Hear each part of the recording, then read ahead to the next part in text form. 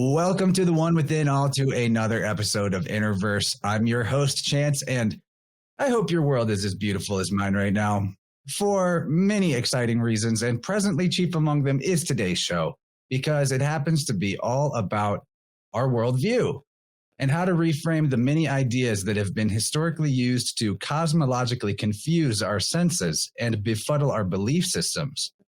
Information-based worldview warfare may be the oldest form of divide and conquer in the Tyrant's textbook, but although it's not a new game, the fire hose of information overload that we experience in the modern era of the mass media, mafia, black magic has all but perfected the insidious divisions between every democratic and demon-addled demographic. So, all is not lost, my friends, because when we take the time to look within, dive deep in the well of what is authentically present in our fields and feel for the way forward from there, we take back our attacked attention spans one breath at a time and find the holistic perspectives that harmonize, syncretize, and recognize the hollow fractal world and our all-important job as the one life that is a pure expression of source energy. And our guest today, Lucas King, has got just the Renaissance man lifestyle for the job of showing us the way to healthily integrate all the vast streams of ancient knowledge that have opened up for humanity in the last few years.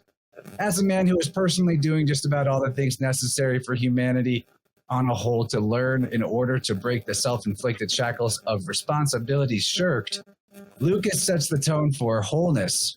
And he is a farmer, father, homesteader, researcher, electric universe teacher, epic musician, and probably a lot of other amazing skill sets in there. He's an outstanding role model indeed, and you can find him at LC King on YouTube, which is one word with no spaces, or on his Telegram channel where his profound updates and insights are regularly shared. I'll make sure to link both of those in the show notes for this episode. You can also find him on a few recent episodes of Vibrant, the live stream we do on Wednesday nights on my channel. He was episode 23 with Ben Balderson and 26 with Slick Dissident and Mario Garza. Today, I believe he's got some new ideas to present to us, and I'm super excited to get into it. So let's welcome the rectifier of mythos and syncretizer of life's expressions, the great Lucas King. Welcome to InnerVerse, man. Honored to have you. Thank you. That's quite an introduction. Yeah, get right in the get a little over. I don't usually see myself in that light. I'm more like just just a dude trying to figure out stuff. But yeah, but man, I'm not kidding. I tell people all the time, that's the dude to watch, because you're not just thinking about the stuff and taking in content or creating content. You're doing stuff in the real world, and that's where the rubber meets the road, obviously. Yeah, definitely. That's where I sort of began. It was more about, how do I look after myself, my family, and work my way out of the system. So that's where all this began, really, in a sense. And then, me being attracted to that sort of those sort of concepts of being, it's like a type of freedom, I guess, that you're attracted to freedom and knowledge and information that sort of helps build yourself up. So, yeah, that's where most of this sort of stuff began. And then, sort of things, insights and little correlations just started to appear, and it starts to build on itself. And after a while, you start to recognize similarities between things. And that's really what matters, I think, building that sort of holistic view and being independent and all those sort of things. But it never ends. It's not like there's a finish point to it, I like what you said there. It makes me think of how really all aspects of life are far more similar than they ever are different. But we've been trained into the mindset of always accentuating and looking for the differences. Not that there's no use in that, but that it brings us to this super divided and overwhelmed world we're in right now. But, since we do have you here, and this is just me and you instead of like a bunch of weavers in one shot, maybe we could talk a little bit more about your life up to the point that you are here with us now. Anything you'd like to share that's profound about that journey to starting to see the connections between everything and how that you could apply that to bring your life into a, closer to knowing the source of all parts of your life? Well, it really started when I was studying conservation and land management. And then within that, I had a fair bit of time to just start to reflect on what I've been taught and things. And I was in my early 20s then. And, I came across a book called Seth Speaks. And that's like a Jane Roberts book where she was talking for this out-body entity type thing. But it was a very interesting book. And one of the main themes in it was, you create your own reality, and how you actually create your own reality. And so that was a really sort of life-changing perspective. Ever since before that time, it was like, why are these things happening to me? And so it was very sort of, in a sense, a victim mentality. But then you reverse that and have this, you create your own reality, then there's a responsibility that comes with that sort of idea where you're basically not reacting to the events. You're saying, well, why did that occur? There's a reflection going on between your life and your inner world, in a sense. And so from there, then I started actually, I think, really starting to grow and learn properly, and not being that victim sort of person, in a sense. And then after that, so it was really, as time progressed, events happened and whatnot, but I really started to get into a different sort of understanding of the world that was just off-centered to what they normally teach you. And then I really got into kinesiology, and that was a really big turning point again. And that was in my sort of late 20s. And that was where I started to learn about the body and how intelligent the body is, and getting into these healing modalities. And it's a really separate sort of thing from what they tell us healing is today, where this was a holistic approach where you're dealing with the emotional body, the mental body, and how they all interlink. And so that was just a very nice holistic view. And then basically I've taken those concepts and then started to, or that mind frame in a sense, and then started to apply it to the world. So that's my progression in a nutshell of that side of things, or the mental side of things. Man, that's great. I'm glad I asked, because I totally align with everything you're saying. And it can be kind of a spiral path where we remember the real power that we have through the way that we look at the world and the way that we accept who we are and allow change to occur as it naturally wants to occur, towards actually what feels better. The irony of it is it feels better to shed the things that we do because we're wounded and think that they will help us feel better, but actually just distract us from our true power. It feels better to be in power, be in that wholeness. And you said a lot of really good stuff there, but I wanted to maybe hone in on the kinesiology, because it's something I would like to study more.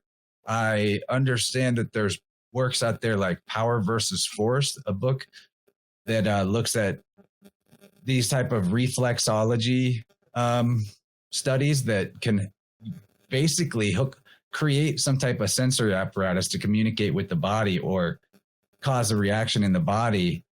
And this is very based in the electricity in our physical body, that you can ask the body questions if you have the feedback framework to get an answer clearly.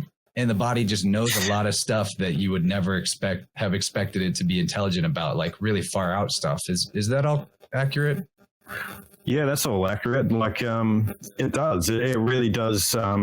It knows way more than what you think it does. And basically, the kinesiology I was learning was where you would do a muscle test, and you'd have to set up the muscle test first to make sure it wasn't switching or it was giving you accurate feedback.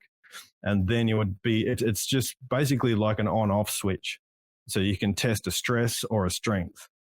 And so when you test certain points on the body, or you ask certain questions, or go around a chart and then find a certain emotion, that'll give you an indication of a bunch of different information that you can derive.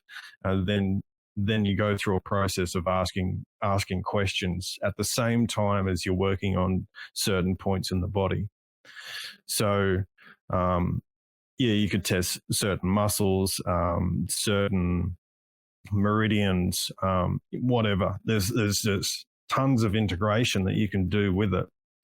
And so that's what it was all about. And using your hand as basically a mechanism for finding data as well. And I found that really, really interesting. So being able to basically muscle test and then work your way along your second hand here while you're muscle testing, and then find relationships to the data that you've already got, or the balances that you have.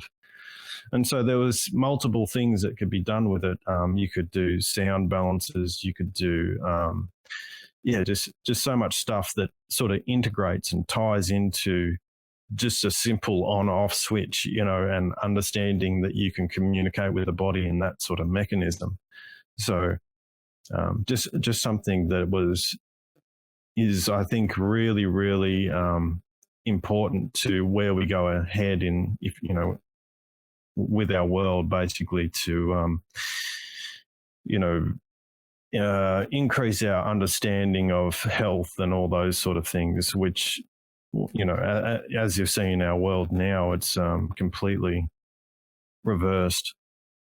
And it's not dealing with mental or spiritual or emotional sort of ties to sickness and all that sort of stuff. And so, yeah.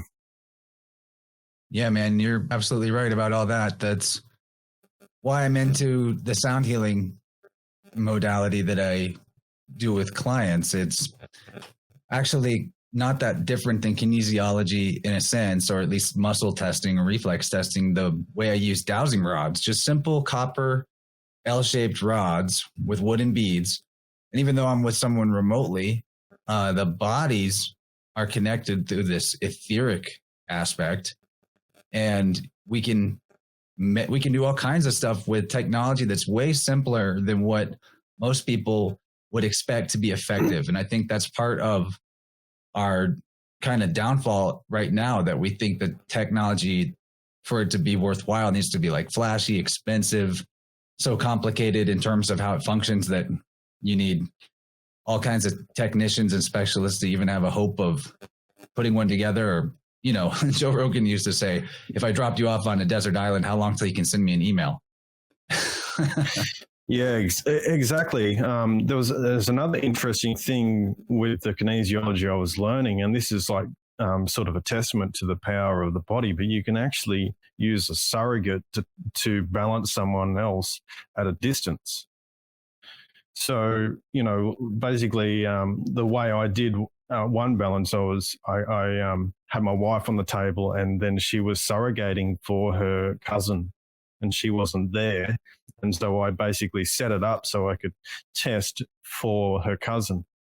And so you could actually do a balance, and then we were like, I sent her a message later on, like, how do you feel? Do you feel any different?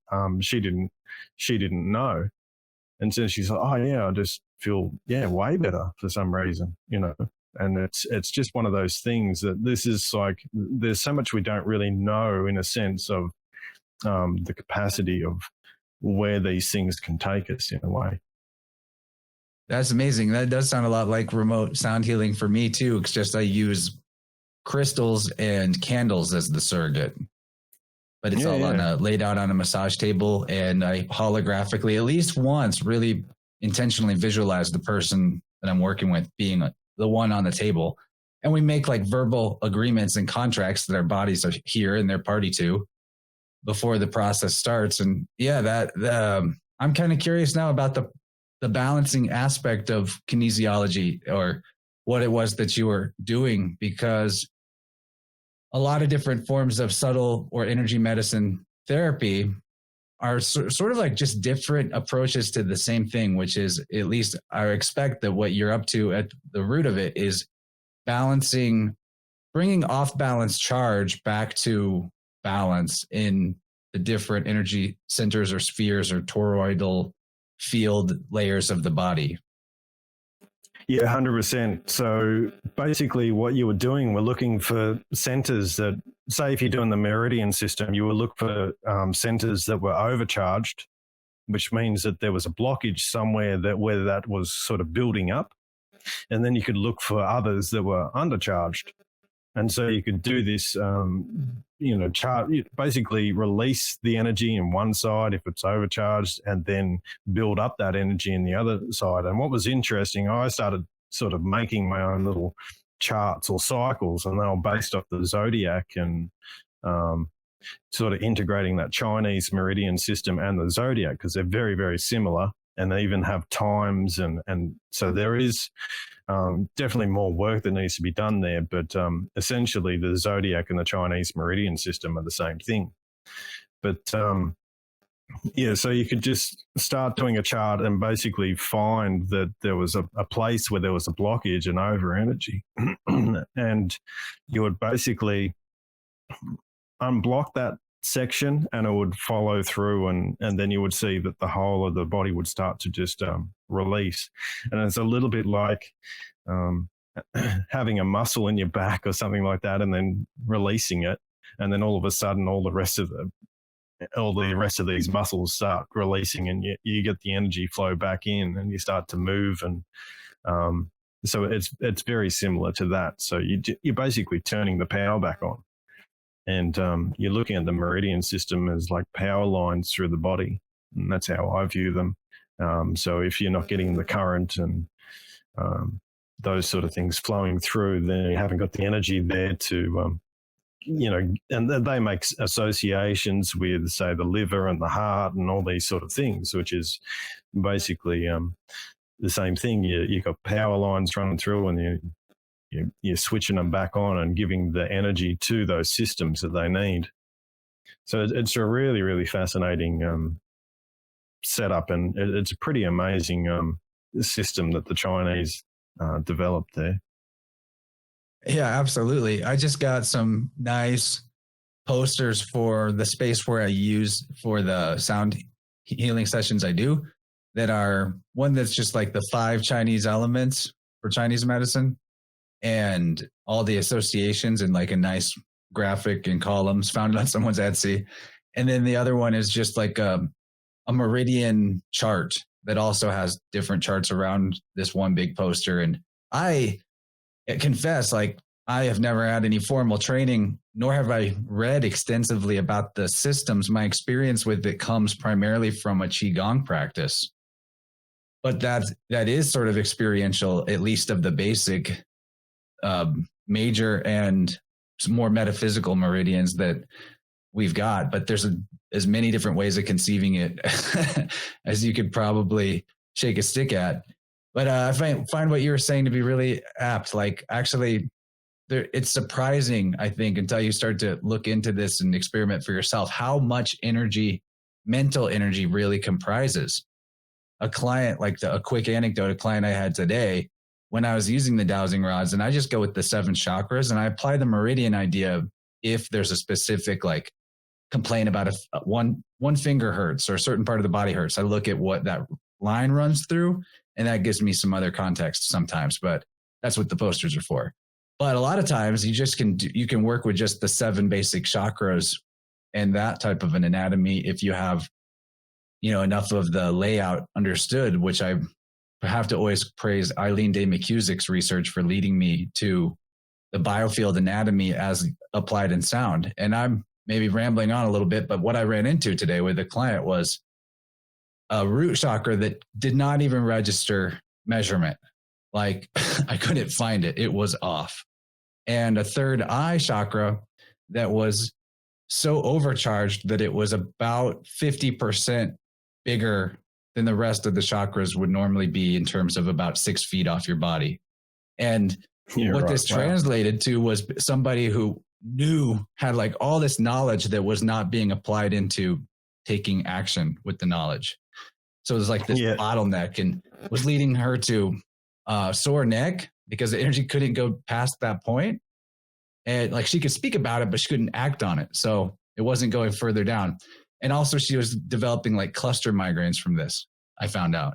And all that is reflected in just the simple act of waving some dowsing rods and finding that the third eye chakra is way overblown. Anyway, that's a long mouthful. I see that you've got some screen share ready for us to dive into. But I love this energy healing topic, and that more people should explore, because we can do a lot for ourselves. With the knowledge is a huge scaffold to climb, but it takes us to a good place. Well, I was just going to bring this up. I'll put it full screen for you there. And I was just going to say that, you have the 5 elements with the Chinese meridian system, which is sort of one view of things. But there's also the 4 element system, which, and this basically, I was going to bring it back to the battery. It basically relates to the battery, as far as I can tell. So, you have the earth, which is earth, and then you have the electrolyte, which is the salt waters, and then you have the anode, which would be your negative polarity, and the cathode, which would be the positive polarity. And you can just see earth, water, air, and fire. So the same thing, that oxygen produced at the anode, hydrogen produced at the cathode. And so there is a correlation between the battery or energy movement and our bodies. So I just thought I'd bring that up because it does relate to the energy work for sure.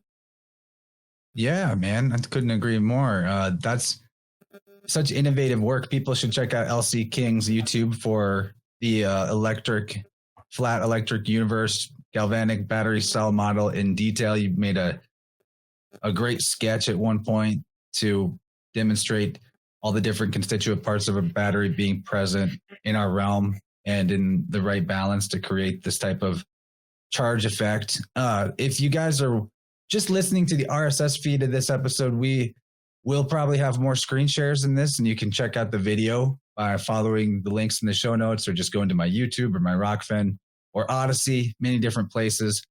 We'll do our best to also describe what we're looking at and make it a good audio show too. But, we also got video. We're pretty good looking guys. Get over here. We'll make your eyes feel much better with all the awesome graphics he's got prepared. So do we want to go further down the track of electric universe and the battery model? This is something that we've explored with Benjamin Balderson, and I know you guys do a lot of work together. Is there anything particularly interesting or new of note, or that maybe you differ with him on? Since I know you guys give each other a lot of flack and a hard time for fun, especially Ben to you because he's jealous of your hair. That's it. Well, there's not too much new. I'm sort of been moving away from it a bit. Just research has taken me somewhere else, and if you stay on one thing too long, I find I get just a bit stagnant, and it just becomes, I like moving around and just going where the energy is for myself, where the research takes me, and being very sort of, a little bit flippant with how I look at things. And so, look, most of it's on my channel, so people can suss that out, but I've done my best to explain it the best I can, and, explain it the way I see it. So it's one of those things that I hope other people will take and, see if it makes sense to them, and then hopefully it builds on itself. I've been doing it for quite a number of years now. And, at the start I thought, oh, well, this is going to take off. This is going to be like the viral model. Little did I know, it sort of didn't really go anywhere for a while. So, and Yeah, I just think it's something, it's a good basis for research, and it starts to integrate things. And I just found with it really, like I'm talking about with the energy healing and the battery and multiple different other sort of areas that it starts to move into. When you look at electrochemistry, you can't sort of unsee it in a sense, because it really is everywhere. And so I just think that's a good place for people to get a grasp of just the operation of the battery, and then see how it applies to multiple fields. And I sort of look at it like it's something in your toolkit that you can take to multiple different areas of study, and it will give you something in each of those areas. So that makes sense. That's the ring of truth, in my opinion. Consistency is the hallmark of truth, as our friend Gabriel likes to say, and I think he's quoting Ross Ben. But that is the ring of truth. When you apply the self-similarity across scales that is true to all forms of nature and dimensions of nature, then all of a sudden the world becomes way less disjointed and confusing, and you don't need to be a specialist in one area to understand another area, because if you're following the actual what is, then there will be a particular model. And that's why we have things like the zodiac, and it may not be perfect, and there may be a lot of mythology to it, and definitely a lot of misunderstandings, but I think that's a good next direction to go, because that's more current to what you've been interested in lately. And so one question that I get all the time, and I don't have a good answer for, and I was hoping you could help us with this answer, is what do you make of sidereal versus tropical astrology? Or they may say Vedic or Jyotish, but different systems of astrology. And I know that you've kind of cracked into this lately with some great new insights and possible ways for us to syncretize and have our cake and eat it too. Is that it? Yeah, basically, it's like I kept having trouble with both these systems. I'm like, you can't throw out one system or another, because there's a whole sort of history to them. You know what I mean? I can't just go, well, it doesn't start in Aries, or it starts in, Pisces, or whatever it is, where you start the year. And so, and then basically I've been having a go at precession, as you know, the precession of the equinox, and saying, well, is this actually valid? Is there a way of approaching it? And what it really comes down to, and it's trying to uncomplicate things. And that's what our world seems to be. It seems to overcomplicate things, separate things up into little pieces, divide them up so you can't understand one segment from another. And it's like, and that's what the sort of battery and all that sort of start to show you, is that no, they're all just the same sort of thing. So let's take the calendar, let's take the stars and everything, and back to rudimentary. What would you do? In a sense. And it's like, well, if you're a farmer, you need to know where you are in the season, what to plant, the weather, those sort of things, cycles. And you also need to have a system of when to check.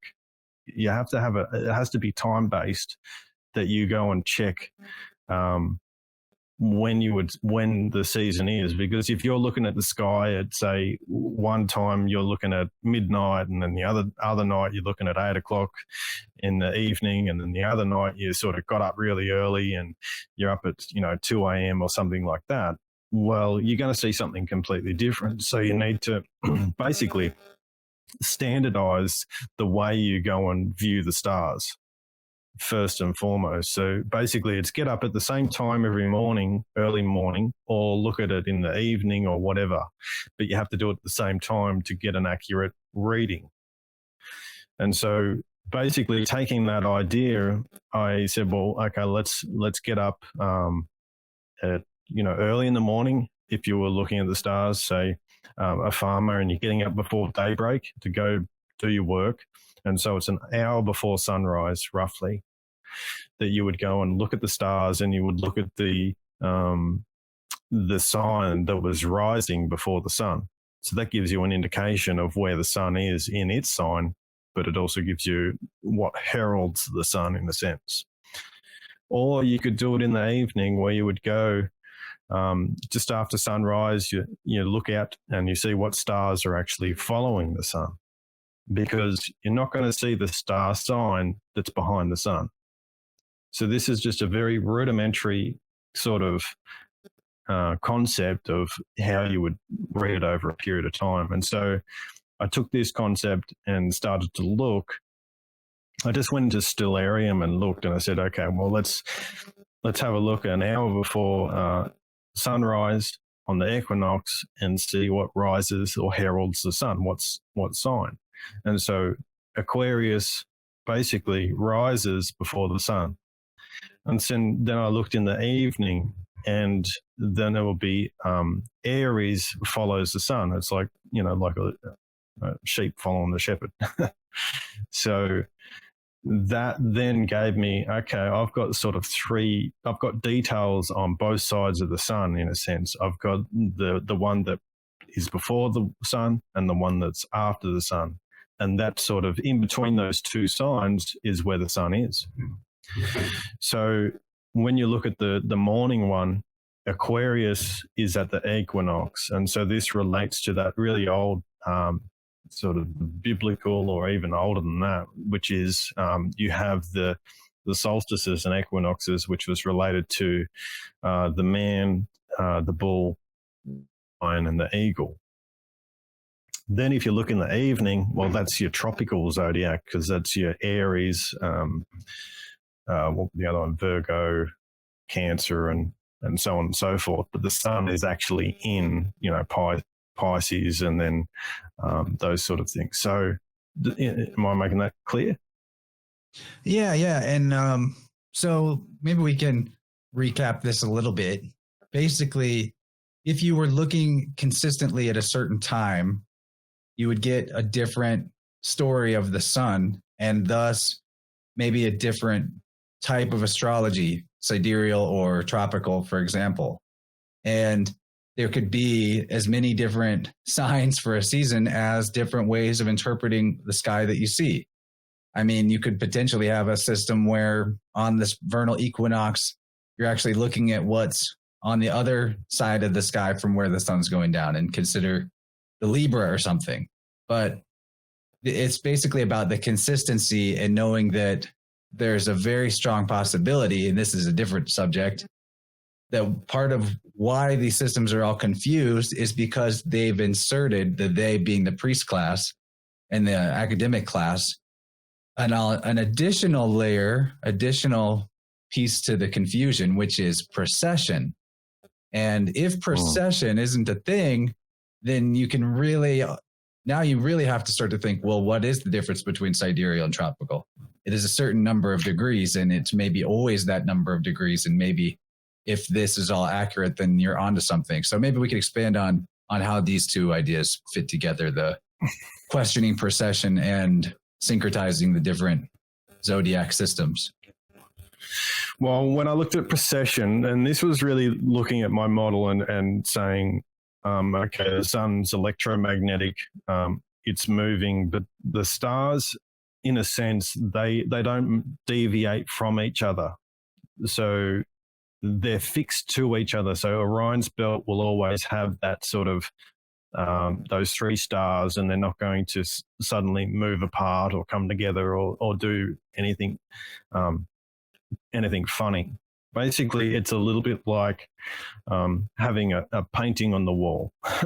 They're not going to move, but you can move that painting around or turn it around, and it's going to give you this rotation of the stars. But the picture itself isn't going to suddenly move apart or change its actual change the picture on the thing. So I see it as the same, that we're in an environment where the stars are actually fixed, and there's a perception thing going on where we're just viewing this rotation rather than the dome moving or something like that, which didn't make sense in my model in a sense. So from that, it's then, okay, so if it's a perception thing, or what's creating that movement of the stars, and what I, I had an assumption or a hypothesis that it was actually the electromagnetics of the system itself that is creating the perception, the perception of the star rotation. And so once I sort of thought that, and I thought that there was a locked mechanism between the sun and the stars, then I said, well, precession can't happen, because if it's created by this electromagnetic environment, then they're sort of they're locked to each other, especially locked to the sun. And so that's where my sort of initial sort of hypothesis came from. And then the other ones was like, when you look at how they actually tell you about precession, it seemed very globy to me. It seemed very part of their model. It seemed there was other things like the movement of Polaris, and this Polaris wasn't always the pole star, and all this sort of stuff. And it's like, no, that can clearly be debunked by just names and those sort of things. I think Zach Good Times for All did a nice little video on that. So a lot of things just. The other thing that sort of stuck out with it was that precession happens, it's like 1 degree over 72 years. And it's sort of part of this globe model that it's basically, there's measurements and things that are so big that you can't really calculate it in your mind, like 93 million miles away from the sun, and those measurements all happen to be real synced up with like important Freemasonic numbers and concepts, oddly enough. Yeah, exactly. So they're just too far out, in a sense, to actually, so your brain can't actually, think about them in a correct way. You're basically pointing out how physics has been displaced by higher levels of abstraction in mathematics, so that at this point, it's not unlike how physicists today will say, like, okay, we have this information that we're giving to you as gospel based on information we fed into a computer simulation. The complex, abstract mathematical algebraic formulas and calculus that are used to give us so much of what we take as gospel from the NASA overlords, those calculations, those abstractions are themselves no different than a computer simulation with predetermined parameters that themselves are still conjectural. And thus, like, everything that comes out of that as evidence is purely thought experiment and more or less farcical. I hope that I explained that well. That's kind of where we're at with like modern math. Perfect. And so that's how I saw the precession sort of ideas, that they were too far out for the common man to calculate. You just need it's like 72 years to get 1 degree. I mean, that's a long time for someone to wait. So yeah, from there, I just sort of, I essentially threw it out, and then left me with a big question. It's like, well, that doesn't exist. What are they trying to hide with it? What's with this thing then? It seems to be a massive. It's a big blockage for a lot of information, I think, and a different way of looking at what's going on, and a way of giving us a nice framework to hang upon their false history of our realm too, because you've got this age of the bull, age of the whatever, and yeah, when you look at those ages, you go, holy, wait. These his so-called historical characters and happenings are all euherisms for the mythology of the zodiac, and the only reason it rings true at all is because we've heard this story before. We just can't recognize the symbolism in whatever clothing they put it in. So it's like, you're right, it's all supportive of the same globe or the same Baal shit, the same ball shit. Yeah, and the other thing is, like, if they've added 1,000 years to our calendar, well, that leaves us with all those precession ideas. They have to be thrown out anyway. So that's the thing. It's like, well, even if I'm wrong and there is some sort of precession, well, we still can't claim that history is going to, tell us the truth about, what was the actual placement of the stars back then. So either way, we sort of stuck between a rock and a hard place. Yeah, man, okay, so here's how I want to put it right now at this point. It's like the Tower of Babel is a metaphor for something that never actually stopped happening. And what I mean by that is there's only one nature. There's only one life, really, expressing itself in an infinite myriad of reflections. And then that refracting of the one life force energy into the infinite possibilities and reflections is itself mirrored in the fact that our language that represents and communicates what we perceive in nature continues to fragment itself into more and more languages, more and more symbolic concepts, more and more information, splitting and mitosising and getting wider. In the IT world, they call it data sprawl. And I was just looking at today this research that demonstrated how our human beings' attention spans have gone down at the same constant rate year after year for as long as it's been measured. And there's a direct relationship to that plummeting of attention span to the amount of information that is introduced to the system that humans share and co-create. So as daily, the amount of information coming at us is continuing to go up and up, our attention span fragments further and further and further. And I think this process is very much at hand with the idea of precession, just as a microcosm, because as soon as you throw that idea into the mix, now everything becomes 10,000 times more complicated to calculate and figure out and verify. And the further we get into that level of complexity and abstraction away from the simple truth of nature, the less centered we are, the less still we are, the less rooted we are, the less grounded we are, and the more easily, our attention is co-opted if it's been divided as well. It's harder to notice where it's going. So that was kind of a big rant, but I see all these problems in the world as very connected, and a syncretized approach is a good way to get back to life within the limitations of what we can actually literally perceive and process with a normal human being attention span and mental capacity, which is perfectly fine and healthy. We can accept that. It's quite a lot, actually. We have plenty of it if we use it wisely. Yeah, 100%. Like it's one of those things that it is such a big blockage. And I think if people started to think in terms of undoing that division that's being caused and start looking at the concepts of take the precession out of it, then all of a sudden you're going to start to see that there's an integration that will happen between all these things. And I think, I'm trying to get there, and I hope other people sort of take some of these concepts and work alongside us and bring back this.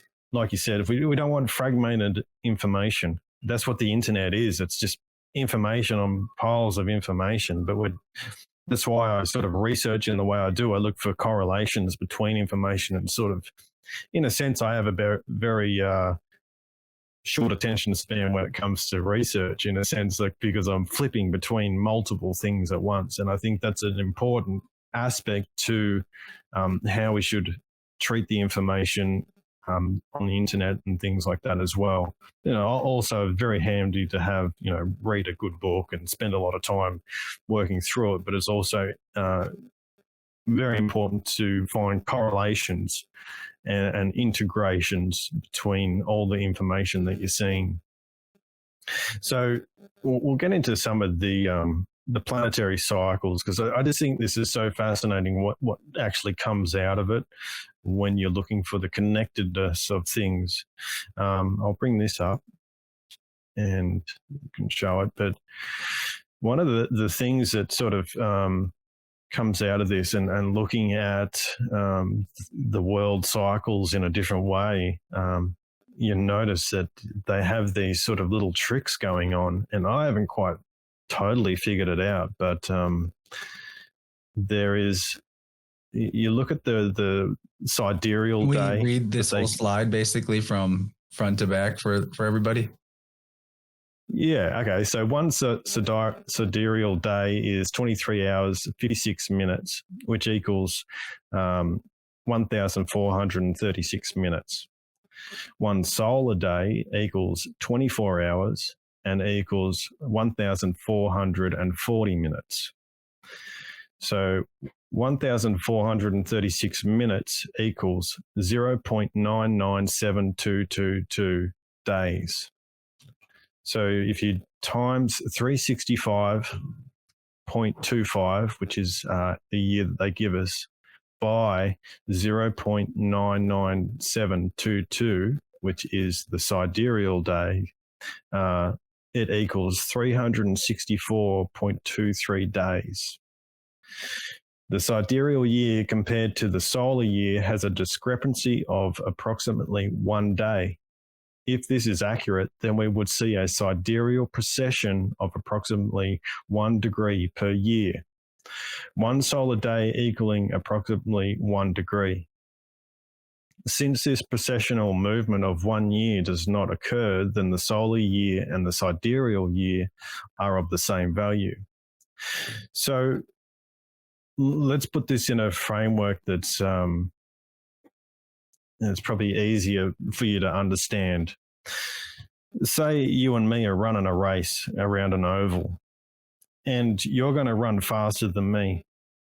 But at the end of when we get back to the start, we're going to end up at the same time, cross the line at the exact same time. So it's essentially you're the solar day and I'm the precessional day, and we're going to end up at a different spot. And it's just like, it doesn't make sense, because at the end of a full year, the sun ends back at Pisces. So it's ending up at the exact same position as it started. Yeah, there's a backwards movement, but in actual fact, you're ending up at the exact same position. And you're saying what they're telling us is that they're going 2 different speeds. But it doesn't seem possible to me, unless I'm completely thinking about this the wrong way. But do you see what I mean? Yeah, so that's not that complicated of math to go back to our point. You're just going with like logic, applying logic to what they're calling a sidereal day versus solar day. And what you're coming up with is that we have an incorrect amount of days in a year. Is that right? At least in our current calendar system. And how would that play out in terms of further confusing us about when and where we are with the sky clock? Well, what it means, if that's correct and we're not using the correct time for the year, then there's like, it means that we're not basing things sort of everything else correctly. We haven't got the right speed for things, in a sense. So everything's based off the sun, but we're supposed to be doing it off the stars. And that's what I've been basically working on is, okay, so what are these synodic speeds that they give us, the synodic times for planets and things like that? And that gives us synodic, meaning how long it takes the planet to return to where it started. Yep. From what you call like a Jupiterian year or a Mercurial. No. So that's a sidereal would be like, say, Jupiter takes 12 years to get back to the same position. Okay.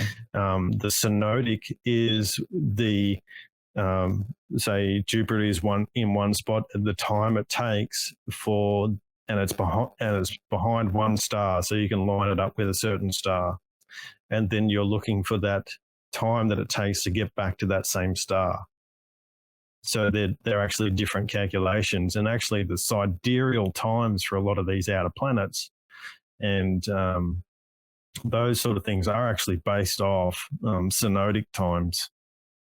So there's like a bit of math that they do and say, yep, +1 divide this, and all of a sudden you've got, 29 years for Saturn. So if they're out by their synodic time, then their length of sidereal time is incorrect as well.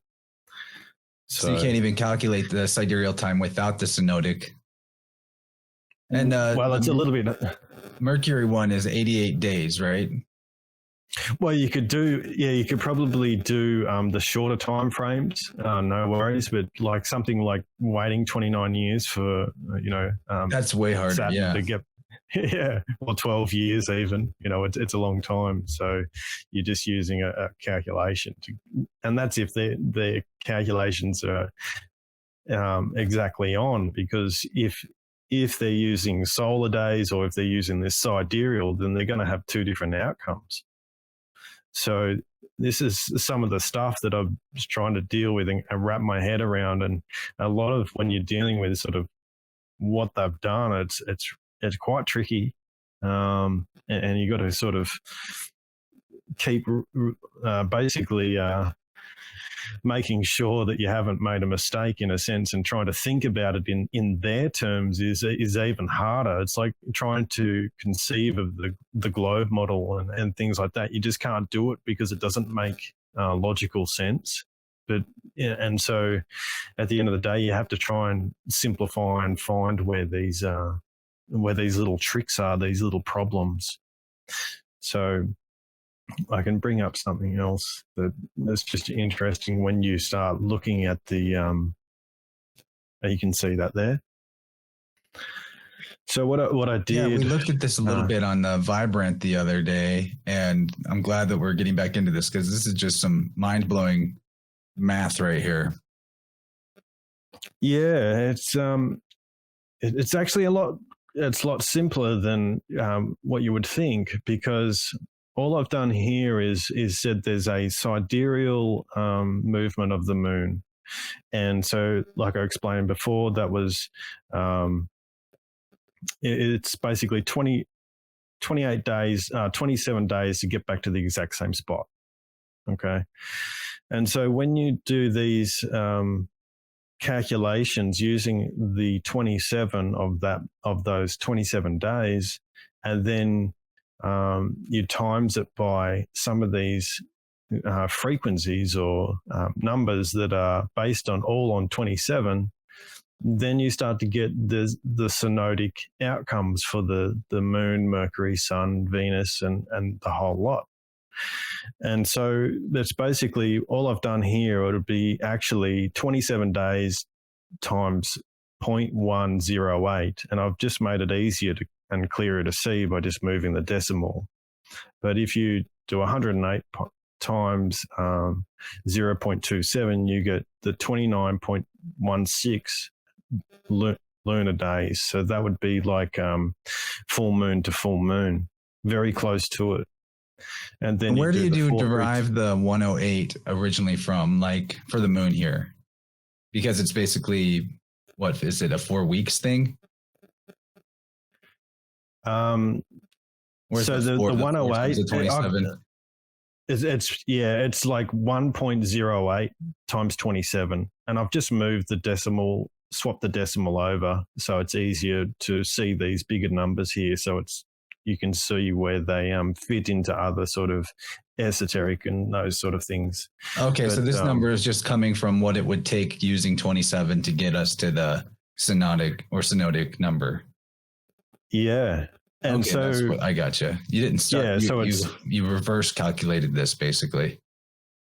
Yeah, I did. I basically said what I saw was there was this frequency. I saw the 432 turn up in the synodic of Mercury, and then I started to derive. Firstly, I thought it was 108, and then I said, "Oh no, it's 27," and so that led me to this 27 of multiples. But so if you would go 4.32 times 27, you would get the synodic days of Mercury, and so on and so forth. But all I've done is just change the decimal, so it's you can see these numbers clearer. It's really interesting that the sun gets 50 as this sort of base number, that leads you to the 1,350 times 0.27 to get 364.5 synodic days. Just because 50, when you get into some of the mythology out there for things like ancient Sumeria, that seems to be a major template, or even Sumeria itself. I'm of the persuasion that even things like ancient Sumer are describing sky clock metaphor, and it was not even real history to begin with. And like ancient Sumer is late summer, and there's a lot of reason. Oh, yeah. There's a lot of reason to believe that, but they at least what we get from academics about the gods, I can't remember if it's Enlil or Enki, but the one that was like the chief god was always assigned the numerical value 50, and it's the same one that it's the Lord basically. It's Baal. It's the sun god. It's the cult of Helios over and over again. So they were in the so-called ancient Sumerian, they were assigning their version of Baal, or the sun god deity, the chief deity, with the number 50. And now we see that ties into this synodic information. So when you look at mythology with a scrutinizing eye, you pretty much are always going to see sky clock encoding and math at the root of it. And 27 is such an important number. Maybe we can get into more reasons why 27 is such a cool jam to think about in the second hour. And we've got a few minutes left in the first hour, so maybe we could wrap up kind of talking about this chart and any other ideas you want to fit into the free part of the conversation. Not to rush this off of this part of the talk, but we are getting to that point. It snuck up on me here. It's been really good so far. People can, screenshot it and have a look at it themselves, but basically they can go through and there is a slight discrepancy, but what you do see as a general sort of summary is that all these synodic times are a division of this 27. And then there's some interesting correlations that I've highlighted in red between the overall sort of, overall sort of medium of the whole lot, which Saturn seems to tell us about this 364 7-day and day calendar, which is just really interesting, as Saturn is the Lord of time. So people can screenshot this and enjoy this. There's probably a lot more to be learned from this. There's one thing I don't fully get, and that is the difference between like Mars, Jupiter, and Saturn in the synodic days. Maybe I need to fully comprehend what synodic is really talking about, but we see a larger number in that column for Mars than for the seemingly slower moving planets like Jupiter and Saturn. Can you help me understand that? So basically, it's that star rotation is sort of going faster, or if Mars is doing a retrograde type action, then it's sort of catching up to the stars again. Do you know what I mean? Because it's all based on that star rotation. That's why you will see Saturn, which is a extremely long sidereal, but it's actually quite a short synodic time, is because... Okay, because it's where it is relative to a certain star, and that's how you track that number. Yeah, and because Saturn's barely moving, in a sense, it's taking so long in its orbit that the stars are just catching up to it again. That totally makes sense. I'm glad that we clarified that. Yeah. Yeah. So that's why they're a little different. So we know the difference between these terms. Yeah. If the planet's hooning along, well, the stars are sort of taking a longer time to actually catch up to it. Makes sense. Cool. Yeah, that chart bears a lot of value the more you study it. And also got to say thanks for coming up with the graphic to do Gabriel's diction of Aries cipher. That was a really cool cipher. And if people didn't check out the Vibrant episode with me and Lucas and Gabriel and Mario from Symbolic Studies, who was the previous InnerVerse episode to this one, definitely check it out. It's been quite an excellent month for these types of symbolic studies. Anything that you want to wrap up in the first hour that we may have got into that left you with something else you wanted to say before we make our way to the second part? No, that's it. We'll see him over the other side, and we'll get into some more interesting sort of material, I think. Yeah. I think so. And just a taste of what I want to talk about. We want to talk about 27. I want to ask some basic questions like, what do you think the moon is? What do you think the firmament is? What do you think the stars are? Because those are the basic questions are always the most profound once you start to see the world with new eyes from the story we're told. Now, before we do move over, let people know where they can find you, how they can get in touch with you, how you'd like to communicate or connect with them, and anything you got going on you want them to know about. Also, your music. Can we say that too? You just released a new song. All of that stuff. Yeah, all that. Okay. So I just released a new song with Pat from Pat Life Podcast. And we're enjoying it. Hopefully we're going to do a little bit more music, maybe release an EP down the track. It's just something I enjoy doing. And you can find me at LC King at YouTube. And also, if you want to come and sort of interact and talk to me, I've got a chat set up, which Chance will put in the link, I suppose. And it's a really good way to communicate. You've got some really nice people there. So I'm always trying to, just keep, as I find information, I post it on and get feedback. So it's really good. Cool, man. And everybody stick around to the very end of the show and I'll play the new track from Lucas and Pat. We'll all get to enjoy that. And I'll see you on the other side. Thanks everyone for listening. And if you aren't a Rockfin or Patreon member, maybe think about doing it. Lucas has got a Rockfin too. So all the best people are over there.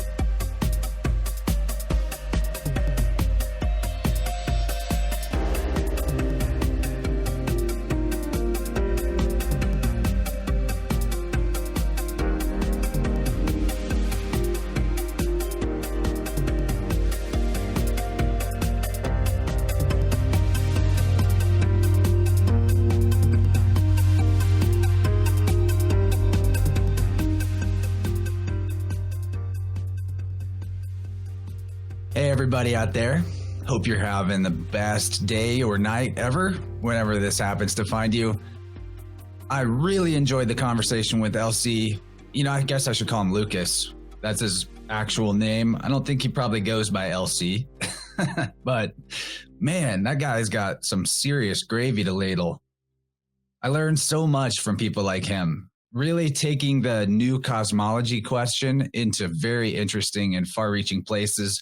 Not just basing everything that they think or say off of old ancient texts or what other people have written or said about these things in the past or recently. He's like taking it to a new level, innovating, finding the connections for himself, especially with the numbers. And I happen to know he goes and does actual like astrological measurements himself to confirm or verify or disprove and discredit different aspects of the story that we're all telling each other about what's going on with the sky clock. So big shout out to Lucas. Thank you so much for coming on the show.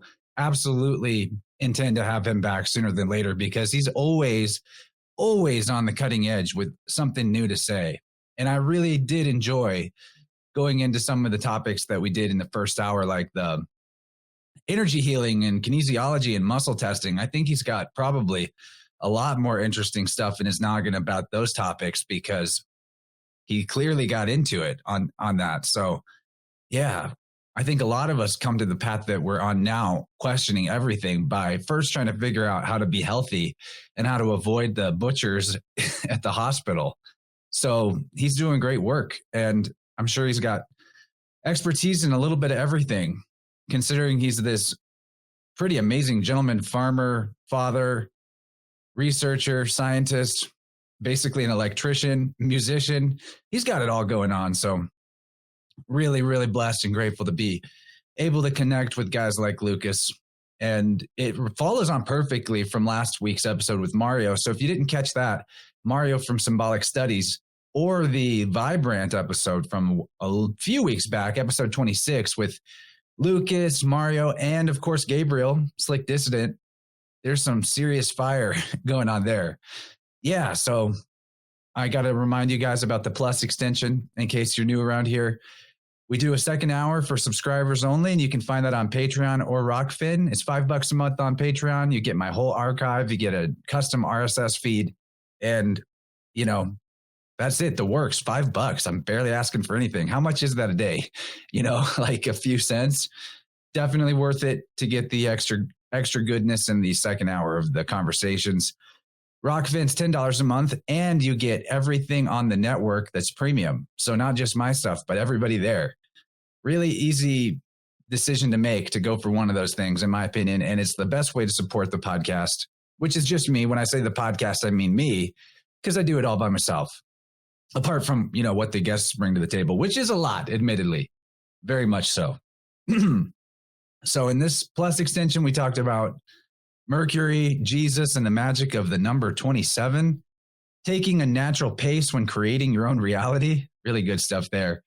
What are the stars in the enclosed growing Earth system?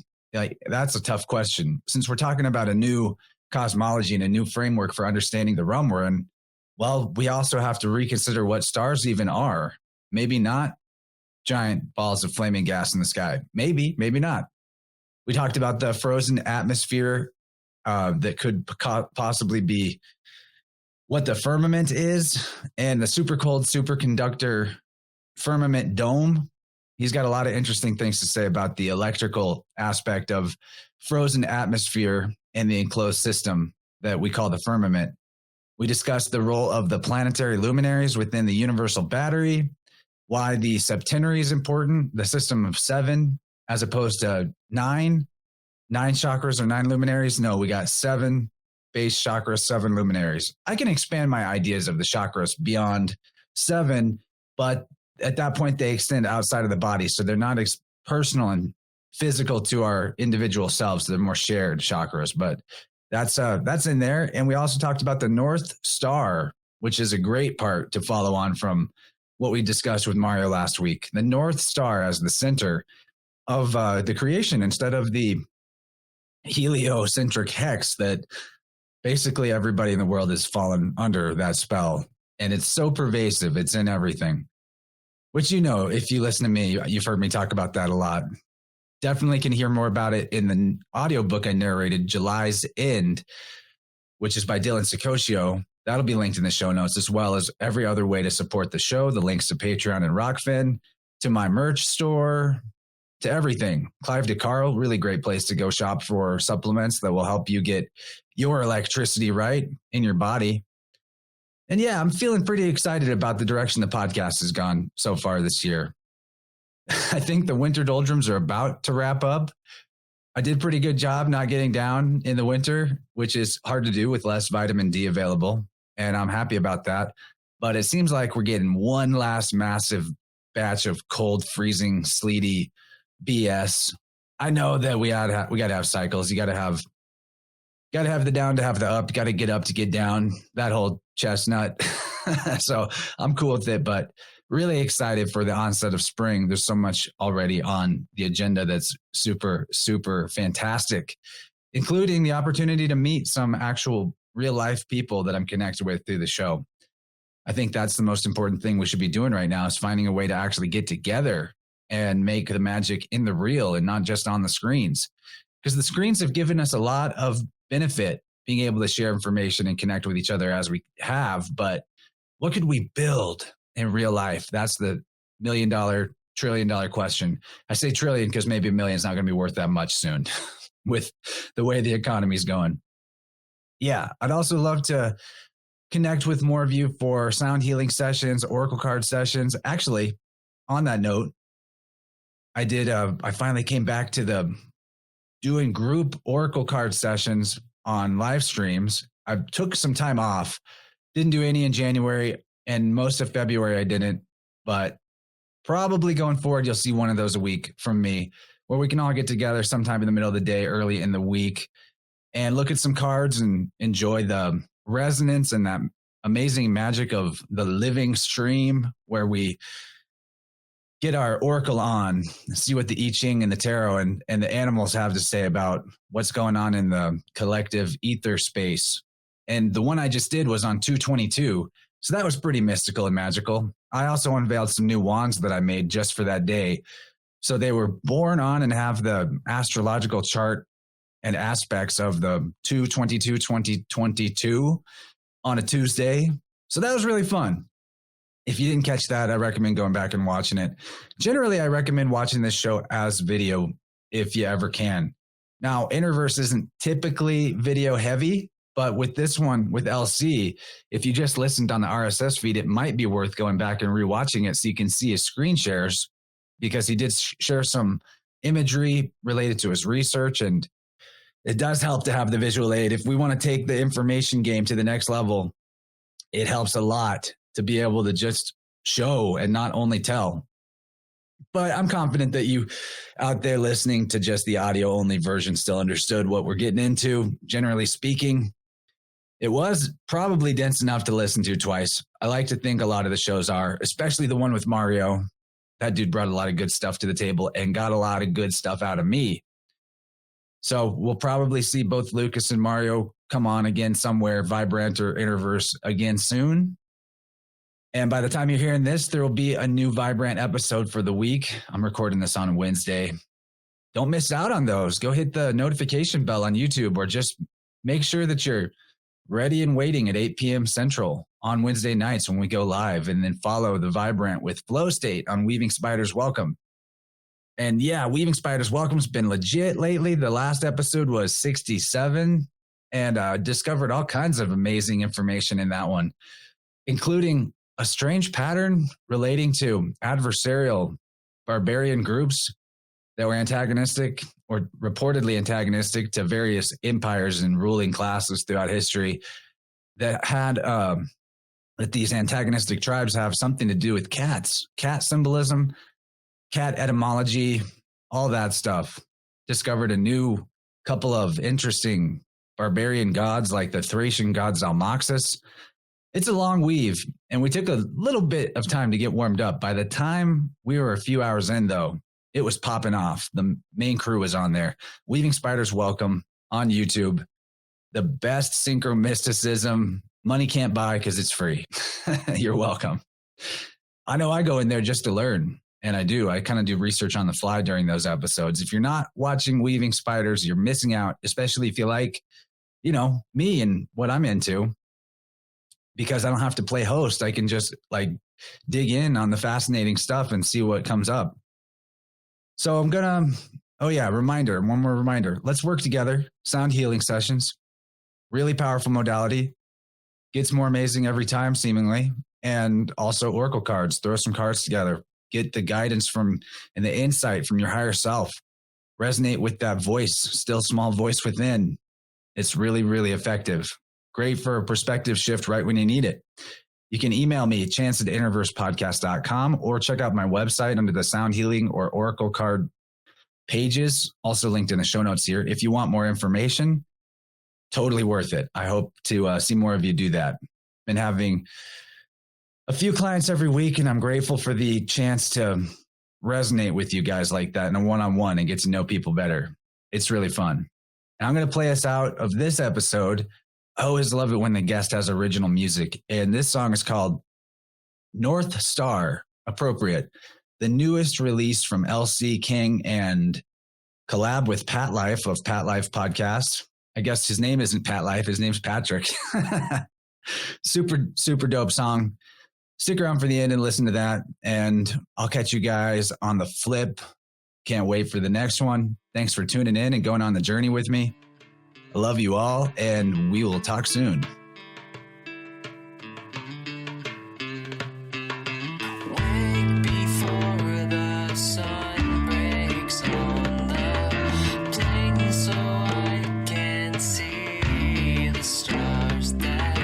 Tell the story of our lives and